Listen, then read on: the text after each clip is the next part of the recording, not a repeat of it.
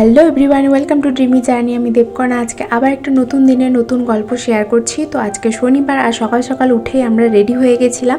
ঠিক সকাল নয়, এখন ওই 11টা মতো বাজে, আর আমরা রেডি হয়ে গেছিলাম ঘুরতে যাওয়ার জন্য। আর কোথায় ঘুরতে যাচ্ছি সেটা কিন্তু পরে ভিডিওতে দেখতে পারবেন, মানে বুঝতে পারবেন। তো তার জন্য পুরো ভিডিওটা দেখতে হবে। আর যাওয়ার পথে এখানে এটিএমে ঢুকেছিল পাখির বাবা, তো পাখি ওর মধ্যে ঢুকে গেছিলো আর আমাকে বারবার ডাকছিল ওখানে যাওয়ার জন্য। তো কিছুটা যাওয়ার পরে আমরা ভেবেছিলাম যে লাঞ্চটা আমরা করেই নেব, রাস্তায় যেখানে কোনো রেস্টুরেন্ট পাবো ঠিকঠাক দেখে সেখানে লাঞ্চ করে নেবো, নইলে আমাদের পৌঁছতে প্রায় 2:30-3টে মতো বেজে যাওয়ার সম্ভাবনা ছিল। তো সেই কারণে ভেবেছিলাম তখন গিয়ে যদি খাবার দাবার না পাই, তো সেই কারণে লাঞ্চটা আমরা এখনই সেরে নেব। তো একটা ভালো রেস্টুরেন্ট দেখে আমরা ঢুকেছিলাম। বেশ সুন্দর সাজানো গোছানো, চারিদিকটা বেশ খুব সুন্দর সবুজে ঘেরা, প্রচুর গাছপালা রয়েছে, আর খুব দেখে খুবই ভালো লাগছিল। তো তারপরে আমরা খাবার দাবার অর্ডার করেছিলাম, অর্ডার করে কিছুক্ষণ বসেছিলাম। আর কিছুক্ষণ বসে থাকার মধ্যেই এই দেখুন সমস্ত চামচগুলো নিয়ে নিয়েছে, চামচগুলো আর ফকগুলো সমস্ত কিছু নিয়ে নিয়ে এখানে সব সাজিয়ে রেখেছে। ওইগুলোতে দিয়ে সব কিছু খাবে, আর যখন আমাদেরকে খাওয়া সার্ভ করবে তখন ও একটা একটা করে চামচ আমাদেরকে দেবে। তো এখানে খাবারের আশায় সবাই বসেছিল, আর ও ওদিকে চামচগুলো নিয়ে খেলা করছিল।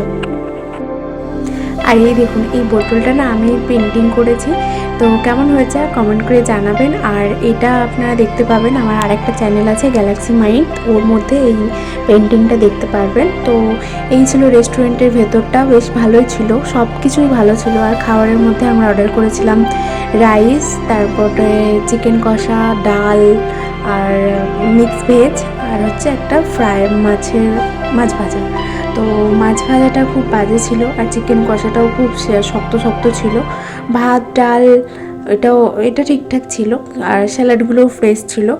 কিন্তু মিক্স ভেজ যেটা ছিল ওটা না প্রচুর মনে হচ্ছে কালার দেওয়া, একদম লাল টকটকে, আর খেতেও খুব একটা ভালো ছিল না। মোটামুটি যেরকম চারিপাশটা যেরকম দেখে মনে হয়েছিল যে এখানে খুব ভালো খাবার দাবার হবে, কিন্তু সেরকম হিসেবে আমরা খেতেও পারিনি, আর খাবার দাবারও খুব একটা ভালো পছন্দ হয়নি। তো অবশেষে খাওয়া দাওয়া করে আমরা পৌঁছে গেছিলাম টাকিতে।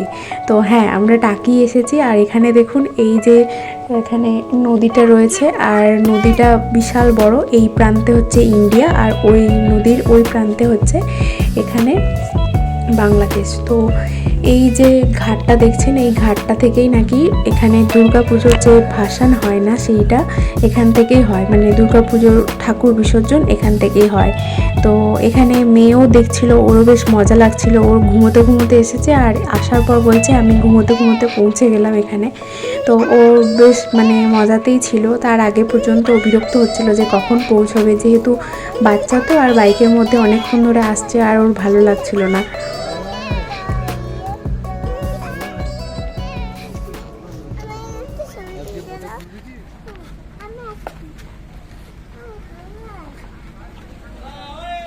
তো পৌঁছানোর পরে খুব গরম লেগেছিল, আর তেষ্টাও পাচ্ছিল, আর সামনে একটা আইসক্রিমের দোকান ছিল, তো সেটা দেখে তো আর কন্ট্রোল করা যাচ্ছিল না। তো মা মেয়ে গিয়ে দুটো আইসক্রিম নিয়ে এলাম, আর এখানে বসে কিছুক্ষণ ভিউটা এনজয় করলাম, আর আইসক্রিম খেয়ে তারপরে আবার হোটেল খোঁজার উদ্দেশ্যে বেরিয়ে পড়লাম, আর একটু এগিয়ে গেলাম। তো আমরা ভেবেছিলাম যে কাছাকাছি কোনো হোটেল নেব না, আমরা একটু দূরের দিকেই নেব।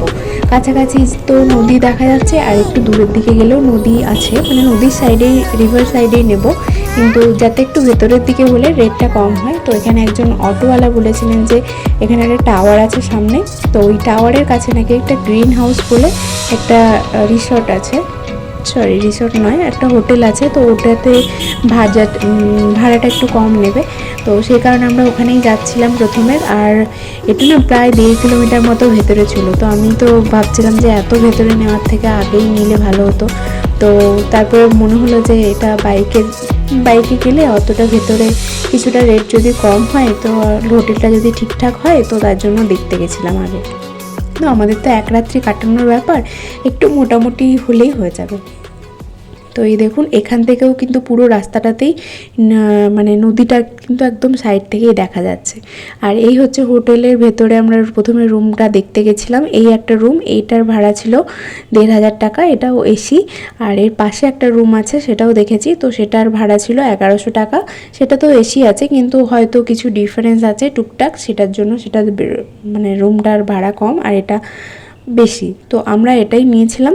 তাহলে আজকে ভিডিওটা এখানেই শেষ করছি, আবার পরবর্তী ভিডিওতে দেখা হবে।